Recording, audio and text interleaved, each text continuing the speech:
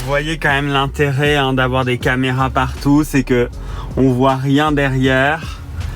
No problem, no problem.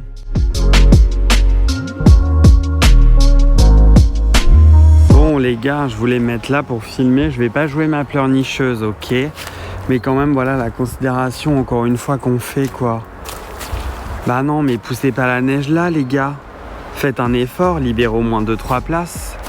Bref, donc ça va être compliqué de me garer. Je vais essayer de me garer là et de prendre un cab, mais ouais, ça me paraît quand même un peu compliqué quoi.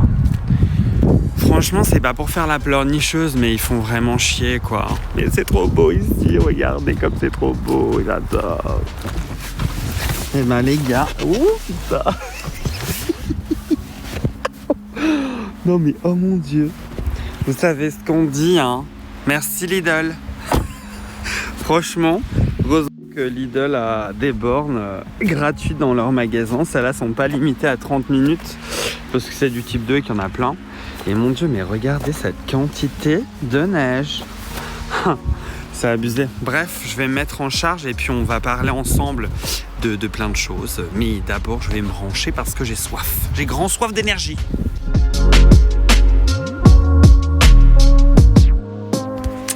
Bonjour à tous et bienvenue dans cette nouvelle vidéo. Aujourd'hui, quel plaisir. Je pense que vous aurez vu déjà quelques images. Je sais pas encore comment je vais les mettre, mais quel plaisir. Ce beau temps. Alors, il fait un soleil magnifique. Comme vous pouvez le constater, c'est superbe. Et puis, il y a de la neige absolument partout. Et vraiment une grosse quantité. Parce que si j'ose, vous allez voir mes traces de pas.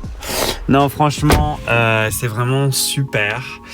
Il fait super beau et voilà, je suis trop enjoué. J'ai roulé là pendant 1 heure avant de venir me filmer parce que franchement, c'est trop plaisant. Une bonne musique, la route dégagée mais sur le côté tout blanc. C'était top. Alors aujourd'hui, on va faire le bilan de mon road trip que j'ai fait donc entre le 2 et le 4 janvier. J'ai fait Metz, Nantes, Nantes, Metz. Je vais vous raconter comment ça s'est passé parce que je suis passé par autoroute à 130, brume, -3, route mouillée, la voiture blindée avec 5 personnes, les bagages et tout. Voilà, je vais vous raconter comment ça s'est passé. Tout s'est pas vraiment bien passé, mais j'ai commis des erreurs. On va voir lesquelles. Je vais aussi vous présenter cette fois-ci bien en détail les bagages que Green Drive m'avait envoyés. Vous savez qu'ils se mettent à l'avant du coffre. Je vous montrerai comment je les ai utilisés, etc., etc. Et ce que j'en pense finalement. Et après, j'arrêterai de vous bassiner. Ça fait au moins 4 vidéos que je vous parle des trucs là. Après, j'arrêterai de vous bassiner avec ça. Et enfin, 2 vidéos. Et ben, je vais vous parler de mon expérience perso parce que hier, j'ai passé 2h30 sur la route à faire 40 km à peu près. Parce que c'était enneigé, tout le monde était bloqué sur l'autoroute, enfin bref, c'était la merde. Et finalement après j'ai roulé pour aller au superchargeur parce que je pouvais plus garer ma voiture, moi mon garage est en pente, je pouvais plus la garer, donc j'ai dû aller au superchargeur. En allant au superchargeur, il y avait que de la poudreuse, enfin comme ça là, du coup j'ai roulé un peu sur tout type de sol et c'était ma première fois. Donc je vais vous dire ce que j'ai ressenti dans la voiture, est-ce que je me suis senti en sécurité, est-ce que j'ai fait des conneries, voilà, etc., etc., etc. Et je pense qu'on est maintenant parti dans la vidéo. Vous avez eu le petit sommaire et maintenant c'est parti, premier sujet. Bon, alors nous voilà sur le départ. Je tiens à préciser tout de suite que la voiture était blindée. Il y avait 5 passagers et des bagages à l'avant et à l'arrière. Donc la voiture était pleine, ce qui va expliquer pas mal de choses dans cette vidéo. Par rapport aussi à toutes les données que j'ai recueillies, je les ai recueillies et analysées avec l'application TezLab. Je vous m'en fiche, je crois que ça apparaîtra ici, juste ici, le lien vers une vidéo que j'avais fait où je vous présentais cette application entièrement gratuite, rare, très belle, bien faite et avec des vraies données utiles. Vous avez beaucoup de choses. Il y a un abonnement si vous souhaitez conserver vos données, mais sinon tout est accessible gratuitement. Voilà, donc vous avez le lien pour aller la voir si ça vous intéresse. Aussi une petite précision par rapport au timing. Cette vidéo devait sortir un petit peu avant en fait et elle devait sortir quelques jours après celle d'Electron Libre. Electron Libre a fait une vidéo où il faisait un road trip en standard plus. Les points différenciants du mien sont que je roule plus vite, il faisait plus froid, les conditions météorologiques étaient moins bonnes, donc je trouve ça intéressant en fait que vous alliez même voir sa vidéo si vous l'avez pas vue parce que ce sera complémentaire à ce que je vous proposerai aujourd'hui. Moi c'est plus dans le drama, évidemment, parce qu'il faisait froid, la route était mouillée, il y avait de la brume, j'ai roulé vite, lui il faisait beau, il y avait très peu de vent, pas de brume, pas de pluie, et il roulait à 80, 90, 110 maximum. Vitesse que j'ai dû atteindre en 10 km seulement, sinon j'étais tout le temps à 130. Bref, donc on va voir ça aujourd'hui, et on va commencer maintenant. Je suis parti de chez moi à 100%, et j'avais demandé à la voiture de préchauffer la batterie, ce qu'elle n'a pas fait, donc je suis parti avec une batterie froide. Donc déjà ça commençait mal. Je suis allé chercher mes covoites à la gare et je pense que j'ai rejoint l'autoroute avec 96% à peu près. J'avais prévu à la base d'aller au nouveau superchargeur V3 de Reims parce que je voulais plus m'arrêter sur le V2 de l'autoroute. Avec le V3 je gagnais 10 minutes, un quart d'heure de charge, donc je me dis bah tiens, je vais monter jusqu'au V3, je vais arriver en plus avec une batterie plus vide, donc c'est top. Et finalement eh bien j'ai pas réussi à atteindre le chargeur V3, j'ai dû m'arrêter presque en catastrophe au V2. Il me restait peut-être 5 ou 6% de batterie à ce moment-là, et la consommation elle était ultra élevée, puisque sur le stretch Paris-Metz, ma vitesse moyenne était de 117 km/h, je regarde en même temps, et ma moyenne était de 251 Wh par kilomètre. Donc en fait, remis un peu dans le contexte de la voiture électrique aujourd'hui, c'est pas excessivement beaucoup, puisqu'il y a des voitures qui font ça en ville en été. Bon, donc la mienne a fait ça, pleine à craquer en hiver, avec une vitesse moyenne de 120 km/h. Mais quand même, moi je m'attendais pas à ces résultats. La voiture ne s'attendait pas à ces résultats. Et A Better Route Planner que j'ai utilisé pour préparer ce voyage ne s'y attendait pas non plus. Donc forcément, tout ce que tu prévois est faux. C'est-à-dire que il avait prévu la météo, il avait prévu plein de choses, mais pas que j'aurais cette consommation, donc tout était faux. J'explique cette consommation par le fait que le sol était mouillé, environ plus 10% de consommation, qu'il y avait 4 à 5 mètres de vent par seconde, hein, un vent plus ou moins de phase, comme ça.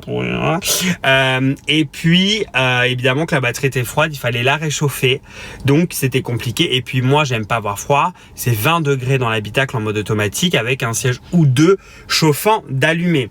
Donc voilà, une fois arrivé à Reims, on est resté une trentaine de minutes, rien de bien dramatique. Et ensuite, c'est Reims, direction Thiers, à Paris.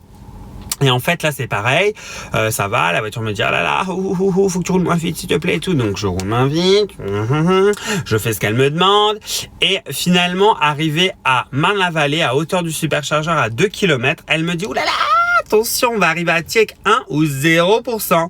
Roule en dessous de 90 pour y arriver. Et moi, dans ma tête, je me dis, mais putain, mais pourquoi elle me demande pas de m'arrêter à Marne-la-Vallée? Je suis à 2 km.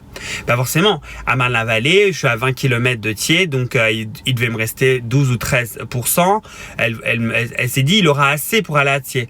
Ouais, sauf qu'en fait, à Thiers, comment je suis arrivé? Et bien, sur les 15 dernières bornes, on était à 80 km/h dans la voiture, plus de chauffage, plus rien, peu fenêtre ouverte parce que pour ceux qui ont le modèle 3, vous le savez, on coupe le chauffage dans la voiture, enfin la circulation même de l'air, c'est pas possible. En 5 minutes, il y a de la buée partout dans la voiture et en fait, on est obligé de le rallumer. Donc fenêtre ouverte, plus de chauffage, 80 autopilote et vas-y, très stable au niveau de la vitesse. Franchement, c'était pas agréable parce que quand je prends des covoitureurs, j'aime bien leur montrer que l'électrique c'est facile. C'est pas compliqué, on se prend pas la tête, on branche, on repart. Là, dans la voiture, il n'y avait plus de bruit, c'était stressant. Je savais que j'y arriverais, mais j'ai pas atteint les 0% en me garant. J'ai atteint les 0% 1 km, 1 km à 1 km et demi avant la sortie pour Thiers. Donc franchement, c'est stressant. C'est stressant. À un moment donné, j'étais arrêté à un feu rouge, je me suis dit, et un feu rouge comme ça, je me suis dit, est-ce qu'elle va redémarrer quoi? Évidemment, elle me dit que je peux y arriver, donc j'y suis arrivé. Mais dire, c'est quand même stressant, c'était pas agréable. Et ouais, ça laisse un petit goût amer dans la bouche, quoi. Bref, Thiers, évidemment, conso ultra élevé, puisque entre Thiers et Metz, ma conso moyenne était ultra élevée, puisque alors j'ai pas exactement là les données de la voiture, mais je crois que j'étais autour de 230-240 Wh par kilomètre, hein, aussi entre Reims et Thiers, donc ça consomme de ouf. Bref, à Thiers, on s'arrête 55 minutes. Pourquoi? Pas parce que entre Thiers et Le Mans, il y a toujours des trous en fait au niveau des chargeurs. J'ai pas une longue range, on est en hiver, conso élevé, très très basse température. Donc on s'arrête 55 minutes parce qu'il faut au moins atterrir à 96-97 80%. Il me faut 25 minutes pour faire, on va dire 10%, 80%. Et il te faut 25 minutes pour faire 80%, 100%. Donc, c'est assez long. Bon, finalement, Le Mans, ça va. En fait, la température avait grimpé à ce moment-là à 3 degrés. La route était sèche, plus de brume. La conso était toujours de 221 watts par kilomètre de moyenne. On a roulé 1h50. Et là, franchement, c'était cool parce que la route était magnifique. Il faisait le ciel bleu, il n'y avait pas de vent. Donc là, les conditions étaient juste réunies. Donc franchement, c'était vraiment très cool. C'était juste du bonheur, hein, rien à redire. Une fois au Mans, Le Mans, c'est toujours pareil. Pour ceux qui ne connaissent pas, le superchargeur, il est plein à craquer quasiment tout le temps. Enfin, le samedi et le dimanche. Là, c'était un week-end de retour pour moi. C'était blindé, mais j'ai croisé des abonnés. J'ai croisé alors un monsieur qui était déjà venu dans les commentaires, qui sera certainement dans les commentaires de cette vidéo aussi. J'ai croisé Gwendal qui est venu me voir une première fois et qui est revenu après avec sa copine. Donc c'était vraiment cool. Donc en fait, moi, les 45 minutes, je les ai pas vu passer. Et puis la configuration du superchargeur du Mans, je trouve, est vachement donnant. Enfin, ça rend le contact plus facile avec les autres. On n'est pas en ligne, c'est l'un derrière l'autre et du coup c'est sympa. Et je trouve qu'il y a une bonne ambiance au superchargeur du Mans. Moi, j'aime bien y aller. C'est long en fait là-haut parce que du coup, comme toutes les bornes sont occupées, on partage la puissance. Donc en général, je dépasse pas les 70-80 kWh là-haut. Mais franchement, c'était kilowatts. Pardon, je me fais engueuler encore. Mais franchement, c'était cool. Franchement, c'était très cool. Et puis finalement, après, c'est pareil. On a fait Le Mans Nantes, 2h30 à peu près de route parce qu'il y avait des bouchons. Et je suis arrivé avec, je crois, 13%, quelque chose comme ça, au superchargeur de Nantes. Et voilà, c'était très cool. Mais en fait, ce qui s'est passé, c'est que j'aurais dû tout de suite ralentir. Ça a été mon erreur. C'est-à-dire, au départ, j'aurais dû tout de suite ralentir ma vitesse plutôt que continuer à vouloir taper une vitesse plus rapide qui finalement me fait perdre du temps à la charge. Si j'avais pris le temps de rouler qu'à 110, j'aurais moins consommé, moins eu besoin de recharger et donc du coup j'aurais finalement peut-être gagné du temps. Bon, Nantes, voilà, c'est très joli. Monsieur House, Romain, il est très gentil, très bon accueil. J'ai croisé une Tessa sinon rien aussi qui était venue au superchargeur quand je suis arrivé, donc c'était très sympa. Il y avait Monsieur Duval Mathieu aussi, donc c'était très sympa. On a discuté pendant au moins 1 heure, hein, et puis c'était cool en fait de se rencontrer tous ensemble. Voilà, on a passé des bons moments, c'est sympa. On a fait un live aussi avec Romain le soir même, donc vous étiez nombreux à être là. Et puis oh non, déjà 2 jours, il faut rentrer. Voilà, alors là, ce que j'ai fait pour le retour, c'est que j'ai demandé à mes 4 covoitureurs de venir direct me rejoindre au superchargeur de Nantes, ce qu'ils ont accepté. Merci les gars. Et donc du coup, on est parti à 96-97% de batterie. Là, je voulais partir bien chargé puisque j'avais le backup de ce qui s'était passé il y a 2 jours. Et je me suis dit, il neige, il pleut entre Nantes et Le Mans, donc on va prévenir. Et puis finalement, là, de ce que je peux regarder, de ce que j'avais noté, hein, puisque c'était il y a quelques jours, j'ai plus tout en tête, on a roulé à 120 km/h entre Nantes et Le Mans. Et puis, on a consommé 210 Wh par kilomètre, ce qui est élevé mais pas excessif, en sachant qu'il faisait de nouveau -1. Avec neige et pluie sur la route, 20 degrés et 2 sièges chauffants allumés. Avec une voiture pleine à craquer. Donc franchement parfait. On est arrivé tranquillement au Mans. On a rechargé 45 minutes. Comme je vous ai dit tout à l'heure, il y a Gwendal et sa chérie qui sont venus. Donc pour moi, c'est passé comme ça, comme une lettre à la poste. Et puis ensuite, pareil, impeccable la route Vertier. Aucun problème, aucune restriction au niveau de la vitesse. Donc 130 tout long, sans souci. On s'est arrêté 35 minutes seulement à Thiers. Et oui, parce que forcément, hein, j'avais moins consommé. Les températures étaient plus agréables. Donc pareil, à Thiers, ça passe comme une lettre à la poste. Voilà, on est reparti tranquillement vers Reims.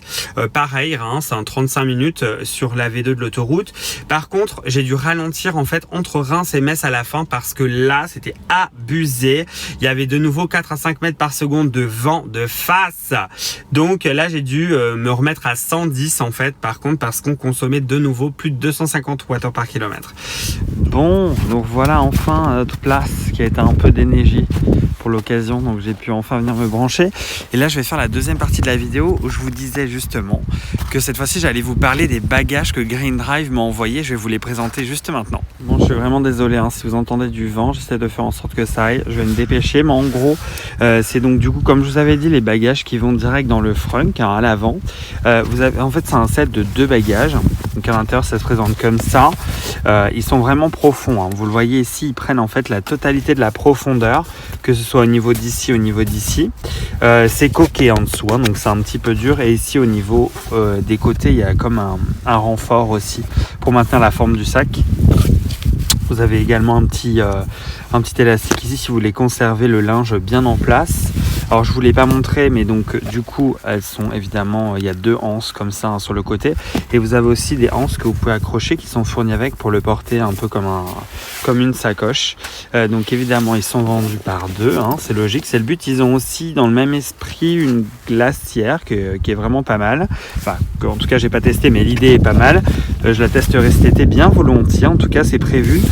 Voilà, en tout cas les sacs, moi ils m'ont apporté vraiment une pleine satisfaction. C'était la première fois que je les ai essayés là sur le trajet vers Nantes, et j'ai eu du mal à les remplir parce que en vrai on s'en rend pas compte, mais il y a un espace ici, pour une personne c'est vraiment trop. Je pense qu'on aurait pu être 2. Après je suis parti un week-end aussi, peut-être que si j'étais parti une semaine ou 2, alors l'espace est bien pour une personne, mais du coup ça libère complètement le coffre arrière que j'ai réservé que à mes covoites, et c'est hyper pratique. Ouais, j'ai vraiment trouvé que c'était pratique. Parce que d'habitude, j'utilise le coffre avant. Cet été, je l'ai utilisé, mais du coup, on avait mis ça dans des sacs de course. Parce qu'en fait, quand tu mets une valise, tu perds l'espace parce que tu peux pas bien combler dans la forme, en fait. Et du coup, j'avais mis des sacs de course. Ça faisait un peu schlep. Là, ça fait quand même un peu plus propre, plus rangé. Et surtout, c'est vachement plus pratique, parce que hop, il n'y a plus qu'à prendre et à sortir. Et puis du coup, il n'y a plus qu'à prendre et à remettre. Donc ça, c'est vraiment top. Franchement, ça, je regrette pas qu'il me l'a envoyé, je vous l'avoue. Parce que de toute façon, comme je vous l'avais dit dans une précédente vidéo, ça c'est un produit que j'aurais fini par acheter à coup sûr. Voilà, donc si le produit vous intéresse, évidemment, comme toujours, il est listé dans la description de la vidéo. Et voilà, en tout cas, je suis impatient d'avoir votre avis là-dessus. Parce que franchement, c'est vraiment un produit utile. Ça, c'est un produit utile en plus, été comme hiver, pour vos road trips. Et puis, vraiment, encore une fois, ça m'a libéré, mais tout le coffre arrière.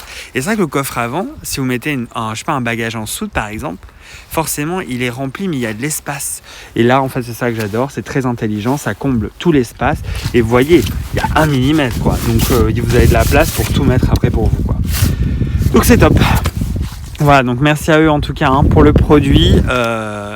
Moi je vous offre la review, mon avis honnête, qui est vraiment, ils sont top. Et je suis très content, ceux-là je vais les garder, je vous les fais pas gagner, ceux-là je les garde pour moi. Non franchement ils sont top, vraiment je les kiffe trop. Allez, back sur la vidéo maintenant, parce que je vais vous parler un peu de mon expérience sur la conduite sur neige. Bon, en ce qui concerne la conduite sur la neige, je suis assez étonné en fait, parce que c'était la première fois hier que je roulais sur la neige. J'ai déjà fait l'année dernière, mais c'était genre juste sur la Gado, sur l'autoroute. Là hier j'ai vraiment roulé sur tout type de neige, comme je vous ai dit, un peu plutôt de la poudreuse comme ça où personne n'avait roulé. La Gado sur l'autoroute et de la pré-glace. Vous voyez ce que je veux dire? Voilà. Et ben franchement c'est incroyable. C'est-à-dire que sur l'autoroute, là un peu gadou, parfois si je redémarrais un peu fort, je sentais que ça patinait derrière, mais la voiture ne partait pas dans tous les sens en fait. Ça patinait très légèrement, mais elle bougeait pas en fait. Je continuais quand même tout droit. Et par contre, sur la vraie neige classique, ça glisse pas du tout. Moi, j'ai vraiment pas glissé du tout, mais vraiment pas du tout, même en prenant des tournants, des trucs comme ça. Et sur la glace, pareil. Franchement, j'ai jamais vu le petit logo quelque part apparaître ici, le traction control ou l'anti-patinage. Je l'ai jamais vu s'activer. Après, j'ai pas roulé comme un connard, j'ai roulé doucement, de manière fluide, pas d'accélération brusque, etc. Mais je veux dire, dans les conditions normales d'une conduite normale sur neige, donc très précautionneuse, finalement, je me suis pas senti en danger, je me suis pas senti en stress, j'ai pas senti la voiture faire n'importe quoi, elle était très stable, je me suis vraiment senti en sécurité, clairement. Et voilà, c'est à refaire. C'est un tout petit point. Je voulais juste vous partager ça parce que c'est de l'actu, la neige qu'il y a. Et c'était très bien. Donc je suis très content. Hier j'étais très soulagé du coup parce que c'était la première fois et tout ça. Donc et j'avais activé quand même. Alors en fait j'avais activé Sleep Start dans conduite parce que j'avais lu l'année dernière qu'il fallait l'activer sur conduite sur neige.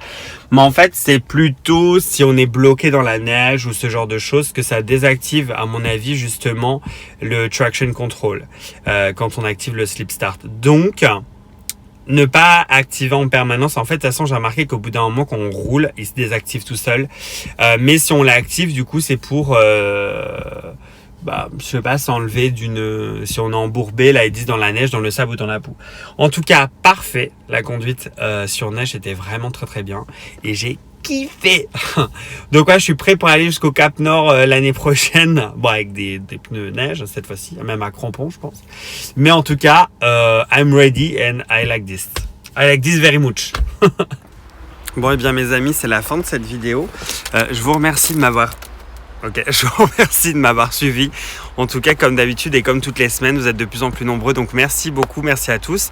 Je voudrais remercier aussi Jean-Noël et Frédéric qui ont rejoint du coup mes filleuls sur l'application Tesla. Pour tous ceux qui veulent nous rejoindre sur le Discord, le lien est en description. C'est un forum de discussion sur lequel on est une bonne centaine et c'est totalement gratuit. Les liens sont en description. Voilà, merci à tous. Merci pour vos dons aussi sur Tipeee et je vous dis à la semaine prochaine, lundi. Ciao, ciao.